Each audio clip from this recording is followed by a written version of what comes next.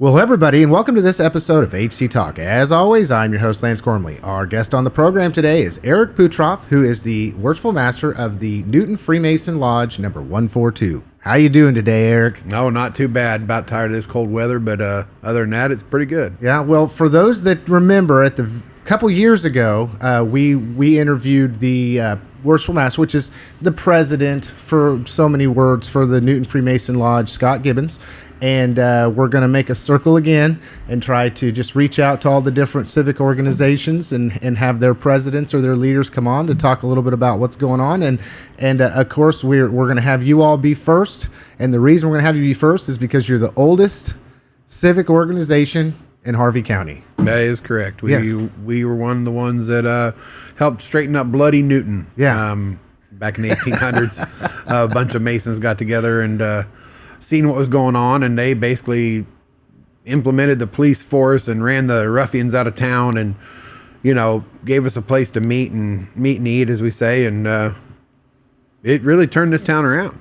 Yeah. I don't know if a lot of people understand that history of Newton. I think they should, but they don't. And hopefully, as we get into this interview, you'll be able to shed some light on that, if you will, so to speak. Okay, so I know you've seen these programs before. Yep. We always start the program with just finding out a little bit about who you are, where you hail from, where you grew up, what you did, maybe kind of what you do now, and then we'll move into what's so secret about the secret society of the Masons, Eric. So, okay, where were you born? Where'd you grow up, Eric? I was born right here in Newton, Kansas. Grew up on the corner of Southeast 4th and Allison. Only child from my mother and father. Been here all my life for the most part. I mean, heck, I lived outside of town a little ways for 20 years, but I still did all my business here in town. Kept my Newton ties. Yeah. So you're a railroader through and through, then, huh? I am a railer from start to finish. All right. So did you do any sports or anything like that when you were growing up, or were you just a hellion? No. I mean, I was a hellion. Yes, I was a hellion. Ask my mama. That's why her hair turned gray so young. I mean, they say she was stone gray when I was about 5 years old. So I'd like to think I have a part in that.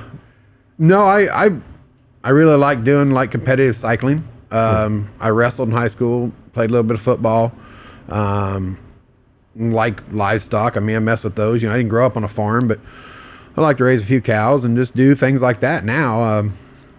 Got a couple kids and pretty excited about that. They're seniors. Oh, man. They're in your son's class, actually. Congratulations. Yeah. Same to you. They made it. We made it. So far, so good. Ish. If you can get them to graduate, you keep them alive until that frontal lobe develops. Yeah. So no trouble. No, Right. So I mean, honestly, I love my sons, and they're typical dumb boy dogs. I mean, honestly, they, and I mean that with love. I don't mean that disrespect, but they are all boy. Yeah. And they're men's men. I know them. Yeah, they are, and they're good upstanding citizens. I mean, they're hard workers. They just they just do some things sometimes that it's like, wow, that's amazing. Well, I think all parents feel that. All parents feel that, especially with boys. It's like, man, you just want to keep them from hurting themselves, keep them from getting in trouble. Yeah. Sometimes put their hand to the plow and say, hey, this.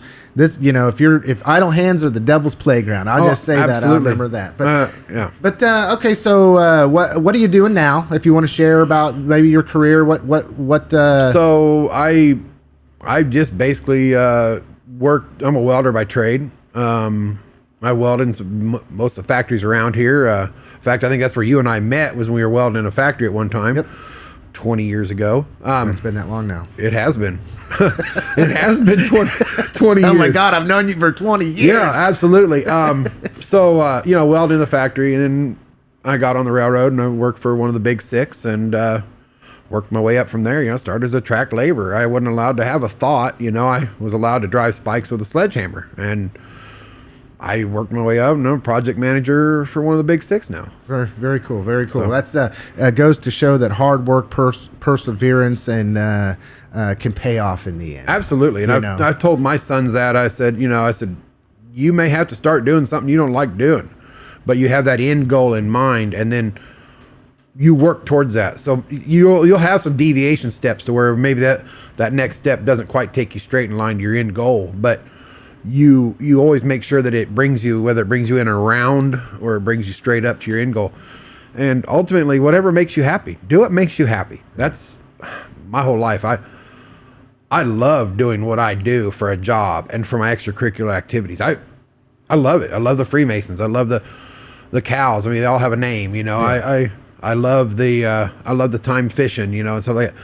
Whatever you do, you have to make sure you do what makes you happy. Yeah. Because you'll never, like they say, I've heard it 100 times, you'll never work a day in your life. If you do what makes you happy. If you do what makes you happy. Yeah. So I'm gathering that you are a blue collar worker for the majority of your life, right? Yep. And then from there, you're a white collar now, but you got quite a bit of dirt on that collar. It's a gray collar from all the dirt and dust. I'll be honest with you, wearing a suit and tie. I mean, I do look fabulous, but you might catch me wearing these 2 hours a month, you know, at the stated meetings. Yeah. Ultimately, I'm a shorts and Crocs, and anybody that knows me knows that I wear my Crocs pretty much everywhere. Do you got? I think you actually got your Crocs. I actually on have I have my winter insulated Crocs on right now. Did they actually sell those? Yes, oh they my are. God, they are insulated Crocs. I have them in 2-wheel drive because the snow was melting. But all last week I had them in 4-wheel drive. We have a small lawn mowing business. Me and the boys do. You know, we do a little lawn mowing for people, and I'm proud to say we haven't raised our rates in 5 years, and we do it a little different than most places around here. That's a cheap ad right there. Yeah. But we call it lawn Crocs because we all mow on our Crocs. You know, go. It's comfortable. We're doing what we love, and we're having a good time. Yeah. Well, okay. So, speaking of, you'd mentioned the Freemasons. Obviously, that's why you're out here on the program right now, is just to talk about that civic organization. So, when I guess I just want to start with a personal account of how did you decide to get involved in the secret society? I mean, I got to keep throwing that out there because I think it's so funny. But how did you stumble upon the doors of the Newton Mason Lodge? Why? So how did that happen? So my dad was never a Mason for whatever various reasons, but my grandfather, my great uncle, bunch of my family, one of my cousins. Anyway. You know, I'd always kind of wondered about him a little bit, and always kind of, but we just, since Dad, you know, there was not much of his family left, so we didn't talk about it. And one day down in the basement, I found my grandfather's Shriner hat, his fez, and in this same box was the apron of my uncle, my dad's only brother, who was killed in World War II shortly after D-Day. I found his apron, and I lifted up on it. It has the days he was initiated, passed, and raised, the 3 degrees. And I was like, you know, he that's something that as a Freemason you get buried with, right? That's very sacred to me and sacred to you, your apron, you know. So I seen that, and I was like, wow, you know, Dad's brother was a Mason. And so I started looking around. Well, come to find out, most of these people, hell, some of my mowed lawns when I was a little kid, you know. Yeah. Looking back, these were all Freemasons we hung out with. Yeah. So they were everywhere. And so this was back in 2010 or so. And I reflected a lot. I do a lot of reflection. I do a lot of meditating, you know, and stuff like that. That's for my own personal growth. But I was like, man, so-and-so was a Mason. Oh, well, that means so-and-so. Pretty soon, you know, there's 8 or 10 men that I grew up around, whether they're at the county lake at Marion, which is like a second home to me, or in the Newton community, you know, that I've had interactions with. And some of them were firefighters, some of them were in radio and broadcast. I mean, and they were all Masons. And so it's like, wow, you know, this secret society is pretty secretive. I never knew they were Masons. Right. But looking back, there were certain things, ways they acted that they did. Yeah.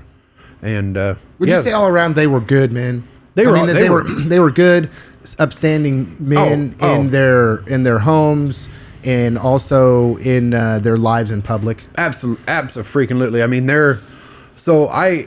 I strive to be as good a man as some of my mentors. I have failures, and I know that. I know where my failures are, and I know where I need to improve. But the master mason that signed my petition was John Heckman, and he's been gone now, and his widow is still alive, Bert. But John Heckman, he mentored me from the time that I joined until the time that he passed away. Even he was always there as a solid rock for me to lean on if I had questions about degree work or exciting me to get to a meeting maybe I just really didn't feel like going to because I was tired. So yeah, I mean that mentorship from one brother to another, and it was wild because I went from him being an adult that I knew, and like I said, I mowed their lawn when I was a kid, Yeah. and then to being a brother, it was such a nice feeling because yes, I was still his subordinate as age wise, but when you go inside that lodge building, we're all the same, and it doesn't matter where you're from or who you are or what you do for a living. You are all master masons. You are all masons, all a brotherhood. And that's where a lot of, I guess why I strive for it. Yeah. Okay. So you're talking going on 15 years now. Because you said it was all the way back in 2000. I joined 2013. Okay. So yeah, we're looking at over a decade. Yes. Okay. Of you being involved in this organization.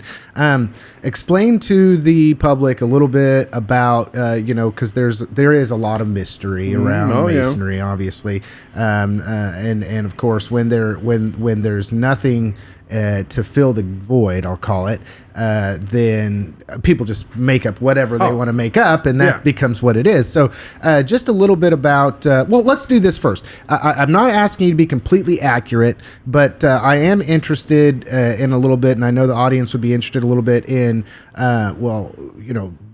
I know that the lodge just had 150 years, a couple years back, actually. It was pretty close with the city of Newton's founding. So can you give me a little bit of history, just generally, about the lodge here in Newton and how it, not necessarily how it came to be, but just kind of its path forward? Yeah, so and I actually have it. I left at the lodge. I was going to bring up a history. I had a written history of it. That was written by one of the original Masons, and it covered from 1870s to late 1800s, and it was a written history of one of the first founders that I found in the safe up there. But just kind of a high level thing is, we got started here in Newton around 1873, 1872. We got organized from the Grand Lodge, so you have to have a charter, and you have enough Freemasons come together and say, hey, we want to start in Newton, Kansas. And then they have to get an approval from the Grand Lodge, and they get their charter. And they were basically here, and they started cleaning up the lawless town of Newton. I mean, it was pretty lawless at one time. We have a reputation as the bloodiest cow town in the West, right? And so there was Mr. Sailor, and there was Muse, and there was a bunch of them that there's street names after him now, right? Yeah. They were all Masons. They got together and said, hey, this is what we're going to do. And they raised the money for a building. They actually rented a church building, I believe, first. Met there for a while, for a year or two. And then they raised the money as more brothers come in, and it got pretty big there for a while. Real big. Then they built the building that we're currently in. So our building on Broadway there was built. It was also built when it was built. It was also the understanding that Harvey County could use it for a courtroom and meeting room. They did. So we worked with the government of Newton, the fledgling Newton, Harvey County, to give them a place to meet, give us a place to meet, and then it kind of grew from there. And then being in civic organizations, making sure that, people that needed something, they could come to the Masons, and the Masons would help them, and part of that written history, the guy said that one of the Masons had died, and there's a funeral ritual, for lack of a better term, we do. It's a funeral ritual, for Master Masons. And he said in there, Master Mason so-and-so died, and there was no less than 50 brothers that paraded from there to the cemetery at Greenwood Cemetery. You know, and he's buried in Old Mason's Corner there is what they always called it, because in the southwest corner of Greenwood Cemetery is the Mason's Corner, basically. So you see a lot of Masonic gravestones. There's a lot of old brothers that are buried there, and if you know what to look for, you can obviously tell. But of course, we have a lot of naysayers, you know, and they, I guess the biggest thing is people need to understand that we're not some crazy Satanist cult. You just came out with it like that. I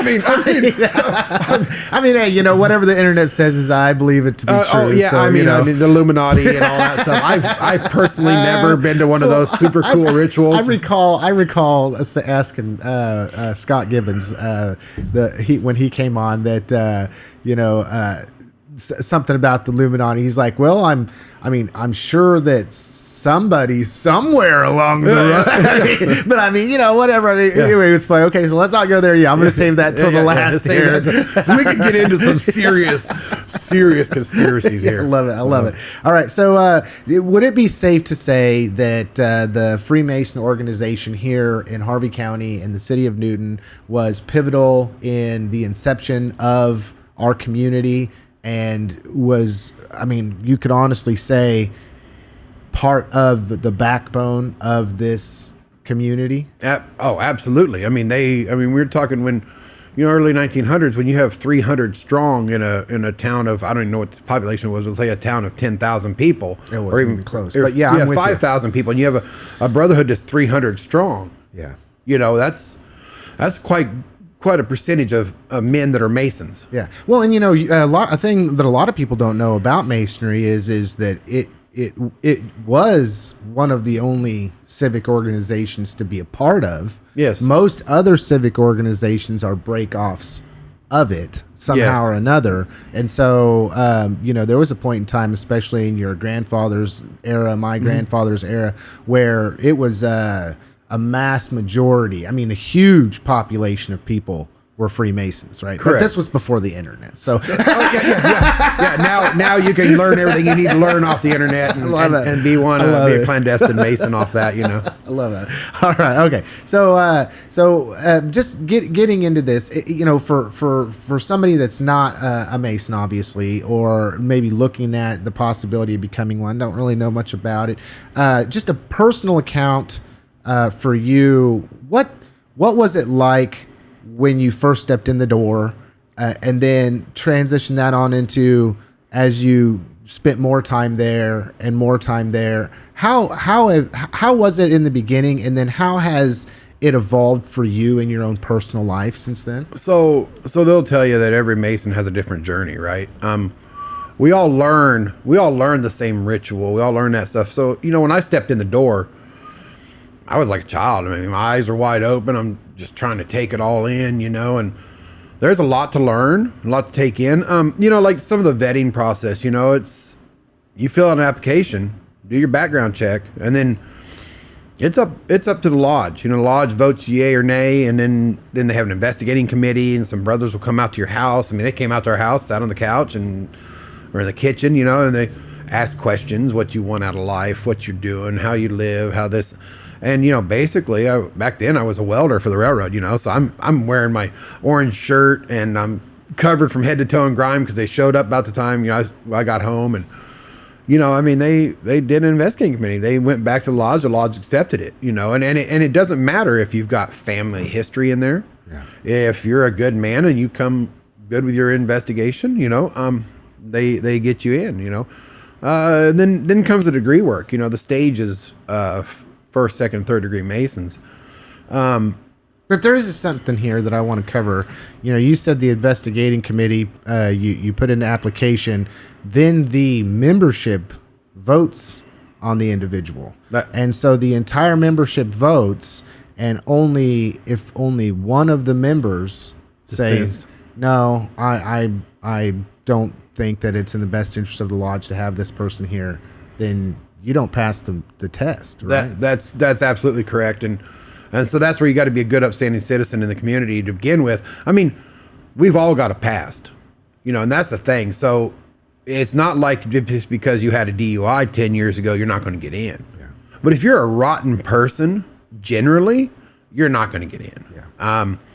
And you hit on the key point. What's best interest of Freemasonry? Yeah. So we take care of our own. We take care of as far as getting membership. And I've seen guys not get elected to come in. I've seen guys reapply in 6 months and maybe they straighten their life up. Yeah. A lot of the brothers I sit in lodge with now that are in the chairs in my lodge, hell, I helped raise them. I mean, they came in the lodge as a young, wide-eyed entered apprentice, and they made their moves, and now they're sitting in a chair in my line. And not doing that to tout my own horn, but honestly, to see that growth in them, they come in and they're all different. I mean, we got one brother I always give him grief because he's a Marine and I love him to death, but I always say, would you bring extra crayons? But see, there's a brotherhood there, there really is. Yes, but yeah. Yes. But I mean, when he first come in, he was that wide-eyed, he wasn't a young man. He wasn't 90, but he wasn't, he wasn't 20. Yeah. He had that wide-eyed look to him. And then now he's likewise a past master, and he's doing his own thing in the York Rite, and he's become a great Mason. Okay. So kind of where, and I derailed you there for a second, fine. no pun intended, but you were talking about this, you come in, you're wide-eyed, everything is new. And then as you began to be there longer and go to more meetings and learn more stuff and want to be more involved, how did your perception of what you were doing change from day one to 3 years? So day one, it was there was a lot to take in. It was your head is swimming, I can't give you what we do in our rituals, obviously, but I can tell you this much. My head was swimming. It was like getting all this bombarded with information.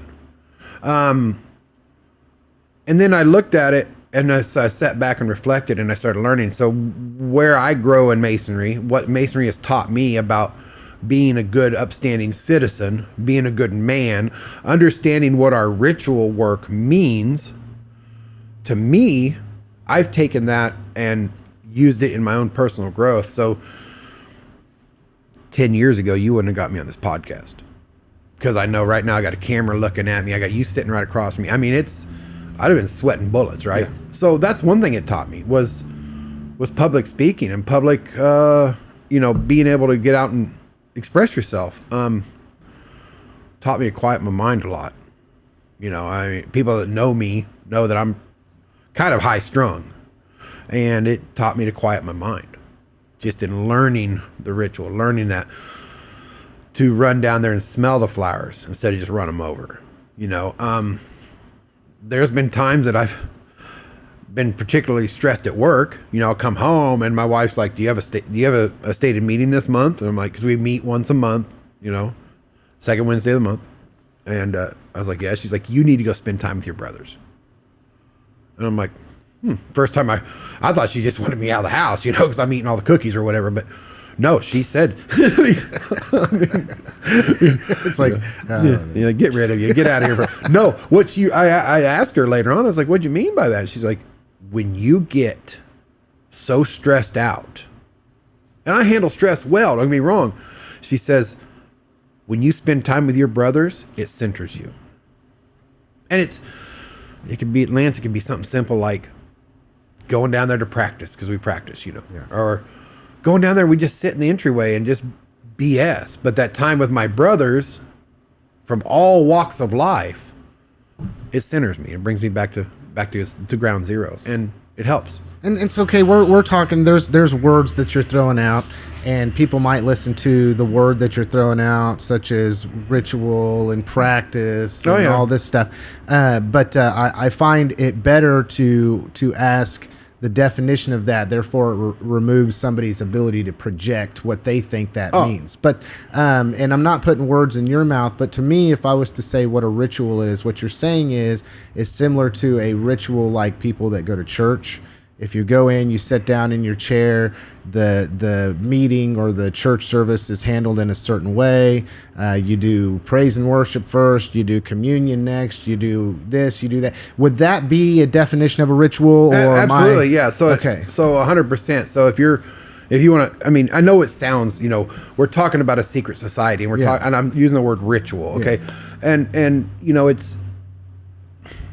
Our ritual is not necessarily anything that's like, you must kill the baby for Moloch. Oh my God, I can't believe they just said that. It's not like that. Don't throw the secrets out there. Right, I know. I haven't even brought up the goat yet, but Oh my God. So it's not like that. It's not like you see in movies, where someone's peeking through the window and they're in this dark room. There's someone sacrificed on the altar, and they're chanting and they're all wearing robes. I mean, I've seen all these movies and I see. Where's all the money at? Oh my God. Where's the national treasure? Yeah, exactly. Why have I not become a multi-millionaire now? Where's all the gold bars at? Yeah. Why are we not sacrificing anyone? I joined the sacrifice. I want to be part of the Illuminati. Yeah, I mean, come on. However they do that, whatever. But anyway, Skull and Bones 2. Yeah, Skull and Bones 2. Skull and Bones Harvey County edition. Honestly, the ritual work is no different. And I was raised Catholic, Same thing. And to be honest with you, there's history between the Catholics and the Masons, that's a whole nother podcast. You really want to go down that path, but. So yeah, it's like you come in and you sit in your pew and you sing your songs and you take your communion and you sing some more songs and you shake hands with your friends around you just like you would in a Catholic mass, and then you go home, right? Yeah. We're not, the difference with us is we're men. It's all men 18 years and older, and we don't do much singing because I guarantee you don't want to listen to a bunch of us sing. There's no singing. So if you want to sing, there's no singing. No singing. And the ritual part of it is more or less learning the way to speak. The language of us is the English language, but it's in reference to history. To building King Solomon's temple, to Hiram Abiff, to things like that come from the old world. The predates the Bible, predates Jesus Christ, basically. And people think, oh my God, you're a religion. No, we're not a religion. You could be from any religion in this community. I believe you can even take your obligation on your Quran, but we have a Holy Bible open in front of us. We are ruled and governed by the belief that there's a higher power. What you call the higher power and what I call the higher power can be two polar opposite things. But we do believe that there is a higher power that gives an animation of life. Well, and I'll go here. I find it interesting because if you look at the history of our country that a lot of people soon forget, it's that America, one of the reasons we were started had a lot to do with religious persecution. And the idea that it didn't matter whether you were a Mennonite, Methodist, Baptist, Catholic, whatever denomination you chose to follow within the confines of the United States of America, you didn't have and were not persecuted interchangeably with the one another. We had no state religion, but we did believe in a higher power. If you read the Constitution, it talks about God, big G.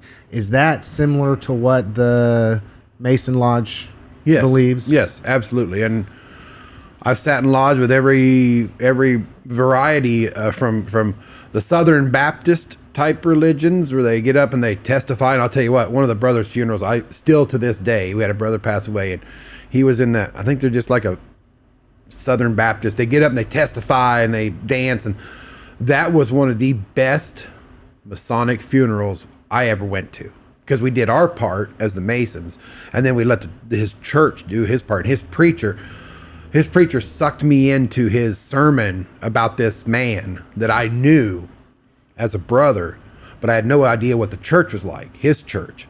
And it sucked me in. I was just, to this day, I can close my eyes and still remember his sermon and it just enthralled me.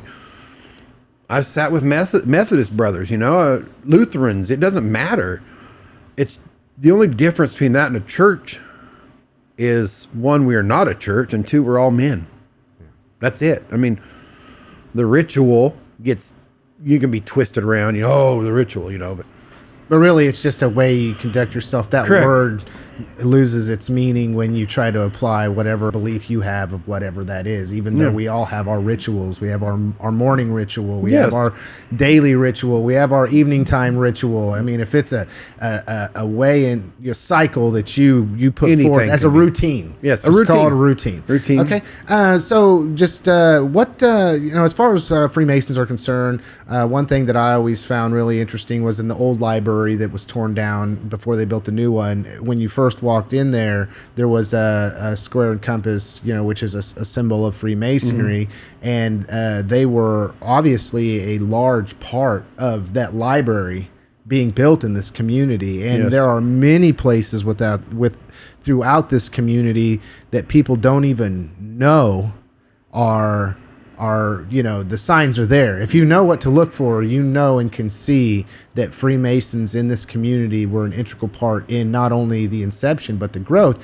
And because it is a civic organization, can you just help me understand or the audience understand as well, what are we talking about when we say a civic organization, and what kind of things do Freemasons do in the community? So, we used to be the Kansas Pride program. We just talked about that. I forget what it's called now. Kansas and Community Empowerment Program. Correct. So we were in the Kansas Pride program, and now we're in the Community Empowerment Program. So we're going to take on a project, and we're going to help fund with grants and with some of our own money raised something that betters our community of Newton and Harvey County. We have local scholarships every year for kids. And they don't have to be a Mason. They can just apply for a scholarship fairly regular. Fairly regularly. They get the scholarship. We have an essay writing contest. That gives them a cash prize like a scholarship. We sponsor band camp, so we sponsor students from Newton or surrounding high schools. So we got Heston, Newton, Halstead, Elbing, Sedgwick. I mean, they could be from anywhere if they apply. And we send them to the Shrine Bowl band camp, and they go down there, and it's, I forget what it costs. I guess the money doesn't really matter to me personally, because it's the experience for the kid. The kid that gets to go. This kid, I was never in marching band. I'm not that coordinated. I'm barely walking chew gum at the same time. Right. But these kids that get to go and have that interest in it, I mean, that's pivotal in their life. Yeah, life-changing experience. Life-changing experience. A lot of these kids don't get a chance to go that, or, get to say that 30 years from now, your dad was in this marching band, and that may be something that they will always remember, or they'll grow from it, because it's all about growth. We have a couple of pendant civic organizations for kids, that I say kids, they're 10 to 20, age group, Demo Lay and Job's Daughters and Rainbow Girls. They're all tied in to Masonic bodies, and they're all about helping the youth, and that's my biggest thing is I want to see your kid. I want to see his kid. I want to see her kid grow into a good human being, good person, have that option that, hey, I'm going to make the right choice. I tell you that I always made right choices. I didn't, Yeah. If Mike said my kids always make right choices, I can guarantee you they didn't. But they're going to grow into good human beings, and that's that charity, and I hate the word charity, but it may be something as simple as going to an elderly person's yard and mowing it for him, or I'm talking in my wheelhouse, or when we had these snows, a couple of people we know, we go shovel their sidewalks, because they need it. Hey, can your boys come do that? Yeah. Because we've taught them that, because that's what makes them good human beings. Give back. Do something for somebody for no other reason but than to just be able to bless them. Correct. And that's where, like, if you go to the Newton Car Show, and I'm going to shout this out for Newton Car Show, great, fantastic event. Love it. I'm not really a gearhead. I'm more of a gear get by, I'm going to fix my stuff because it costs too much to get to the shop, but I'm not going to add anything extra. It's going to be these show. I love walking around and showing these show cars, right? Yeah. And seeing them. But we do our pancake feed then. When I first joined the lodge, the pancake feed had kind of like hit and miss. And, so one of the things you always hear about is the pancake feed, at the Mason Lodge. That's we're growing up. That's what people talk about, the old timers. Well, so I said, well, what are we doing? Well, we've never done it. We just kind of let it, slack. And so the master of the lodge looked at me and says, if you want to do the pancake feed, that's your baby. Well, that's been my baby every year since. Right. And we do it during the car show in the morning. You come out, you pay your whatever it is, $6, $8. You get all you can eat pancakes and sausage and some juice and milk or whatever. Some years we've added scrambled eggs for $1. I mean, just stuff like that. It kind of varies. All that money raised. So since I run it and I'm more of a business minded kind of person, I take the cost of input and I donate some. I donate buying the pancake mix, and one brother may donate buying the sausage. We all get together that morning. We're in at like 4 o'clock in the morning. We're getting grills hot. We're getting everything ready to go because we have an industrial kitchen, and we get it all ready to go. And then we start serving at 6 o'clock in the morning. We'll have Chad Gay and his Corvette clique that he's in. They show up and I'm like, oh my God, it's a cop. I just always messing with them. Put it away. It's a cop. It's a cop. Or like on Super, it's for a cop. But they're great sports. I mean, they laugh and they joke and they come in, and every year they come in and they're like, we come here every year to eat pancakes. Yeah. What they're doing, they're in a civic job, so they're a job that's paid by tax dollars or whatever, but they're taking out of their pockets and they're donating back. And it's not very expensive.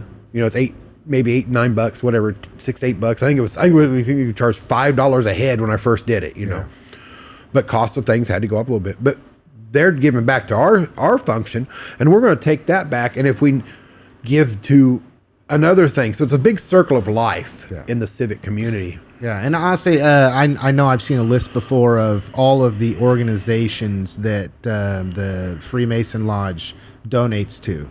The Fire Pup, trying to think, like you'd mentioned, scholarships to individuals. There's a lot of things people can apply for that maybe they don't even know about to get some assistance for college scholarships. We give out college scholarships.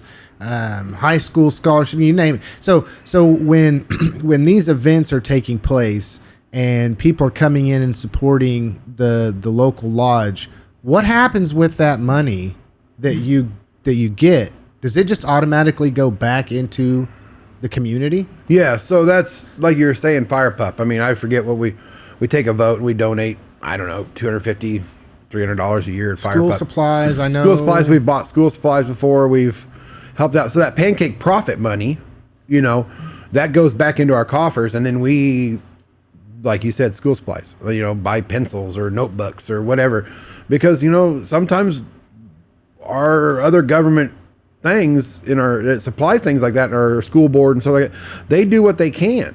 But then it's bound to where teachers, and honest to God, teachers do more with their own money than I feel like they should have to, but they do it because they love their students. They love their job. Yeah. So that's where we may kick in. Let's go buy 10,000 pencils or whatever, Yeah.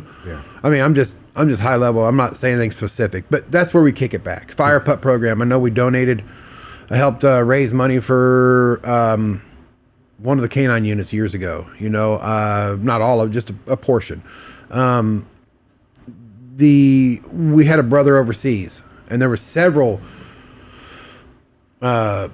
people from our community that had been deployed over to Iraq, Iran, one of them places, the hot places. Through our National Guard. Through our National Guard, where I'm far too fat to go because it's far too hot. And old now. and old, getting the gray. But we worked together, and the Jobies and the Masons worked together, and we sent care packages, to them. Just stuff from home, did that as kind of a group thing to make them feel like, you're in this place that really sucks to be in because it's hot and it's dry and it's a desert and it's 120 degrees. But here's some things from home. Well, and then the idea that they're serving therefore let us serve them from Correct. home, one way or the other. Another thing I know that is a big fundraiser for the Newton Freemason Lodge is a fireworks stand. Correct. So you guys put forth a fireworks stand and have it open, and then the proceeds, the same thing.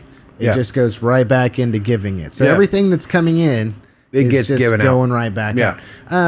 Okay, so for somebody that's listening to this and they're asking some questions about, wow, this is not as exciting maybe as I had anticipated with all the Eric, I mean, it doesn't take much to get online and be able to find something that's negative about the Freemason Lodge, right? Or just Freemasons in general. There's a lot of hysteria around this, secret society, and of course it's been sensationalized and everything. And it's been said before, I believe, not to reference Scott again, but Scott said we're not a secret society in as much as we're a society of secrets. Yep. So is there, when we're talking about this negativity that gets placed at the feet of the oldest fraternity in the world,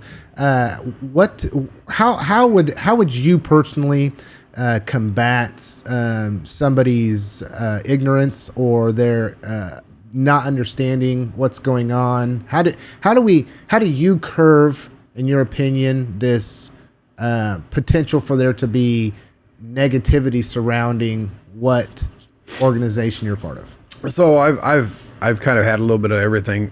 And during the pancake feed, if you come up and eat pancakes, and this is another shameless plug, we'll give you a tour of the lodge. You can go in the lodge. You can see everything there. You just can't witness our meetings. We follow Robert's Rules of Order. We have a meeting that basically is a business meeting, and meeting for young candidates that are coming through and help them. One time we had an open house, and I don't even know if the lady was from here or what, but she come up to one of my brothers, and I think it was the last time I was master, because I was master in 2018 also. And she was talking to me. He's like, well, Brother Eric here will give you a tour. So I was like, yeah, we'll give you a tour. So we hopped in the elevator, and there's 3 or 4 or 5 of us in that elevator. I'm getting ready to go give him a tour and history of the lodge. And she looks at me and she goes, do you guys eat babies? Oh my God. And I was like, I ate 2 last week. You can't do that. Her eyes got so big that I thought I was for sure they're going to pop out her head. Googly eye, just, whoa. And I was like, yeah, I'm sorry. I'm just messing with you.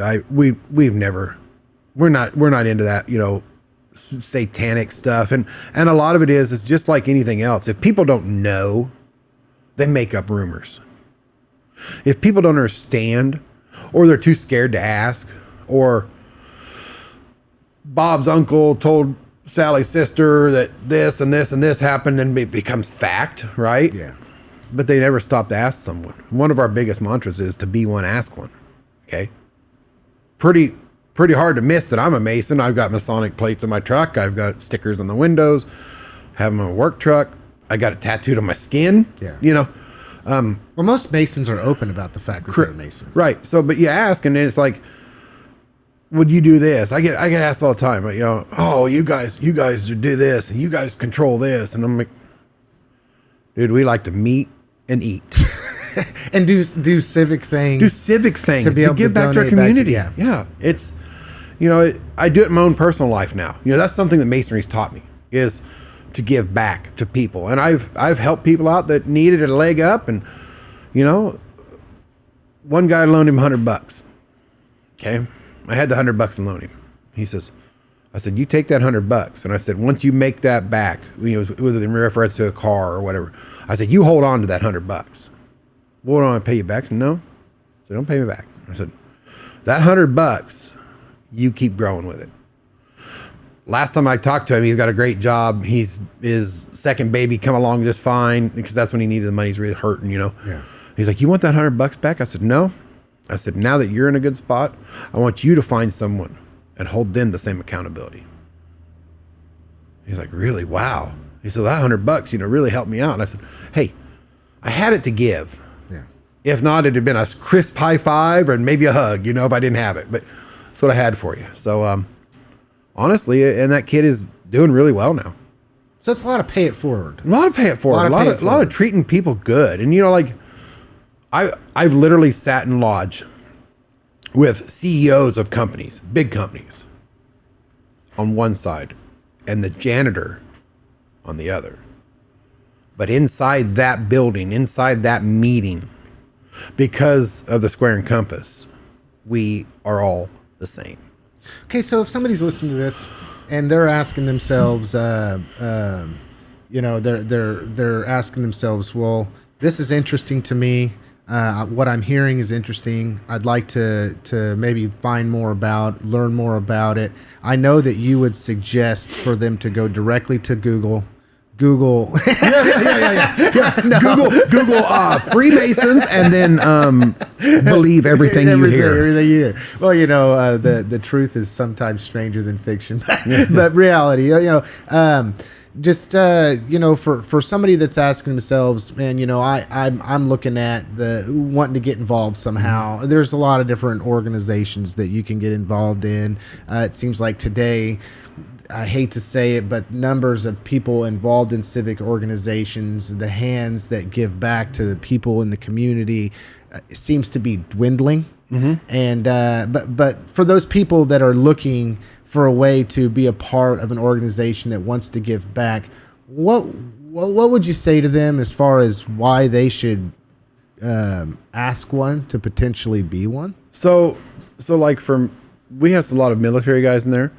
And the ones that have been in the military has served, whether they've served stateside or served overseas. A lot of them come back and they're kind of looking for that camaraderie they used to have. I personally have never served in the military. But some of the brothers, they're like, well, that camaraderie, that brotherhood that we had there, it's very similar to the brotherhood we get as a Mason. We're struggling. Everybody struggles with membership and activities or active members. Yeah. Because we're fighting the internet. We're fighting these things right here. Well, not too, Eric. It takes two people to make a family work nowadays. It takes two incomes. Absolutely. You've got, like you said, technological devices, school activities, all, everybody. It appears in my opinion, that every organization is struggling or actively asking for your time and your money. Correct. And that's the thing is, like, we have brothers that have families. I mean, I got a family. We have brothers that are single. But someone will say, oh, I can't make it this month. I've got this child's recital, or we have a family dinner, or a company meeting I have to attend. Okay. No harm, no foul. Come sit with your brothers when you can. There's brothers that I see once every 4 or 5 months. There's brothers I see faithfully twice a week. That's where it's not you don't have to be there every day. I'm going to kick you out if you're not. No. Yeah. But if you can, we would enjoy your company and be there, show up, be active. And I'll be honest with you, monthly meetings, unless we have something coming up, monthly meetings can get very mundane. They can get, and I'll tell anybody that ever joins, I hope to God I get 20 new men out of this podcast, right? It's not real expensive to join. I think it's $185. I think your annual dues are $85. Yeah, $100. $100 a year. A year. But they'll come to a meeting, and you've been to some meetings, man. I'm trying to stay awake because it's get in there, do our work, get what done we need to do, and go on, because it's a quiet month. There isn't much going on, and we have the January, February, March is kind of a slow time, and August, September is kind of slow because we built up to our fireworks stand, and we've manned that fireworks stand, and the brothers that are there 24/7. I mean, you got to give a shout out because they work their butts off.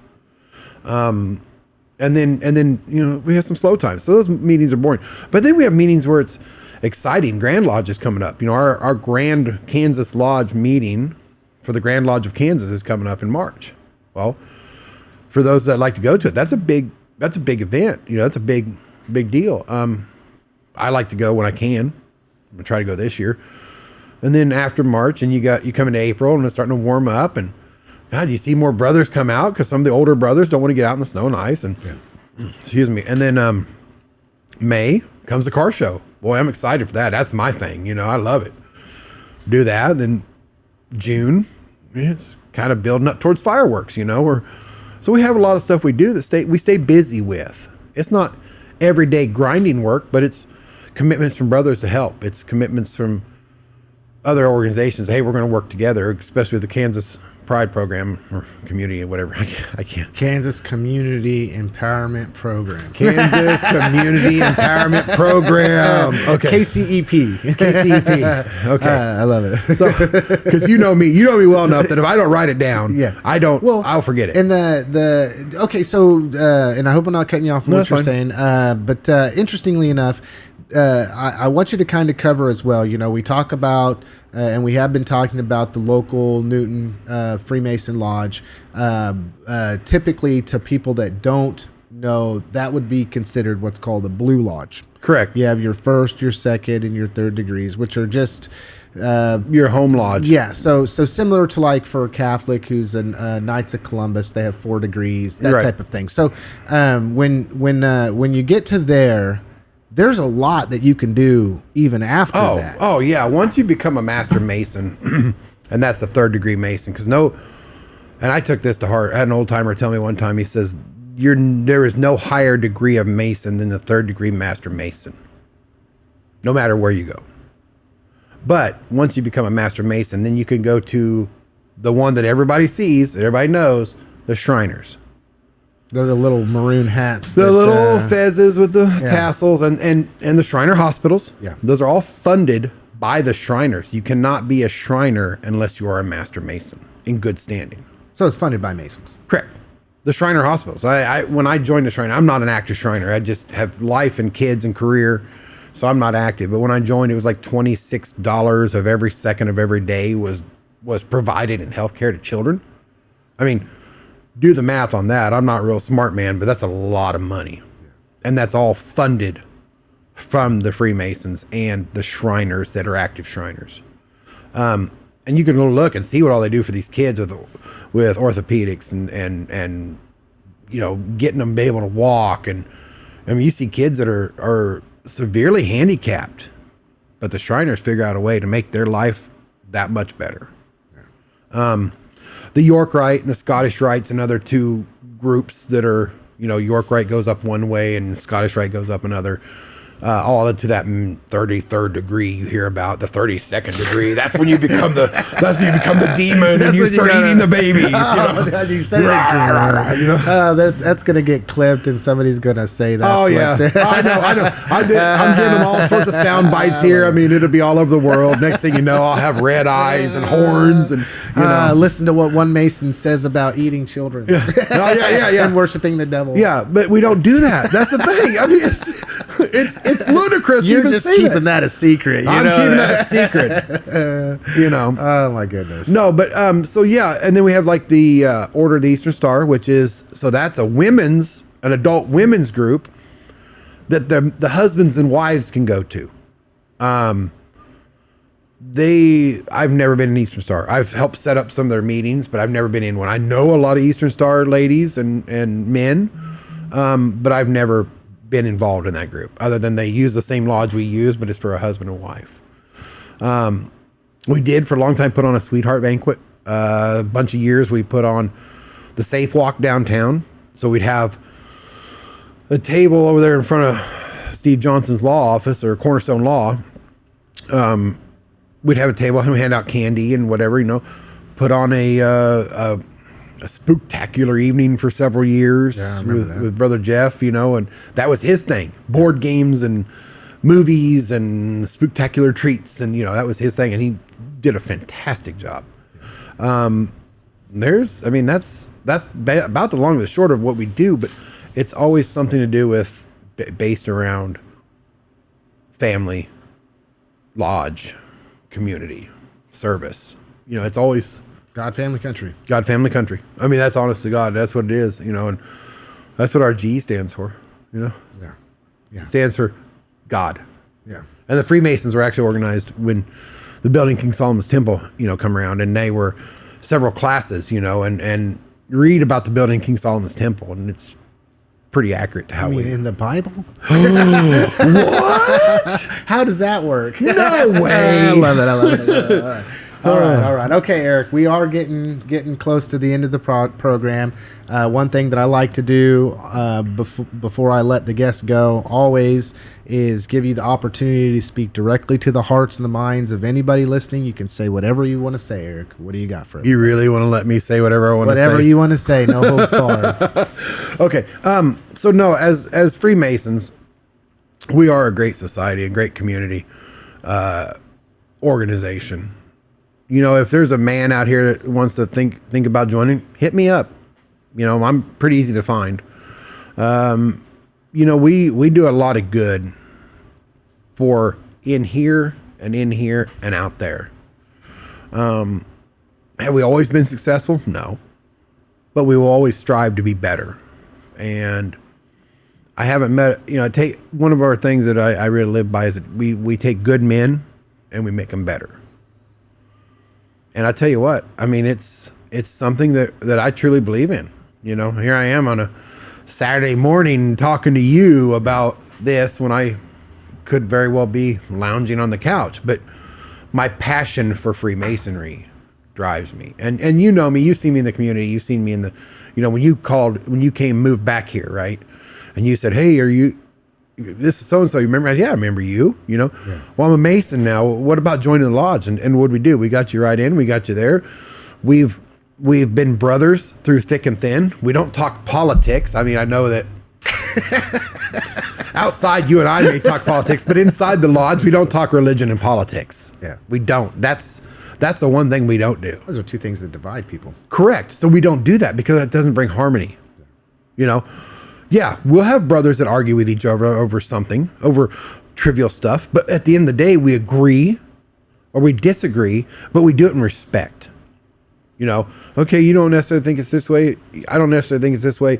But we're going to agree and we're going to work to the betterment of the brotherhood, period. With our own opinions, but we're going to work together. And, you know, we at the end of the day, we're just normal people. We're average, everyday guys. And we just want to see our community grow. We want to see the children of our next generation do well. And we hold each other accountable. We hold the community accountable. And anybody that knows me, I mean, I'm pretty vocal. But I'm not doing it from a stance of Freemasonry. But I am going to do it out of a stance of, if you're going to say something, back it up. If you're going to do something, provide action. Something tangible that, hey, rather than just throwing a bunch of hatred out there in the world. I throw some hatred. Don't get me wrong. I'll get into some Facebook debates and I'll be like, well, what about this? Is that really the right way to do it? Well, that's my opinion. I'm not telling you how to do it. I'm just asking you a question. At the end of the day, as Masons, we say what we have to say, but we all work towards the betterment of the brotherhood. And that betterment of the brotherhood is what allows us to do more in the community. All right. Well, I appreciate you, Eric. All right. Thank you. I appreciate you coming on the program. I just want to say that I hope that you continue doing what you're doing. I hope that you continue to serve both your lodge and the people around you and your community. And just tell everybody that I appreciate you listening to this episode with Eric Puttroff, who is the Worshipful Master of the Newton Freemason Lodge, number 142. And if you have any questions, you can reach out and talk to him. Word. Thank you, everybody. We'll catch you next time.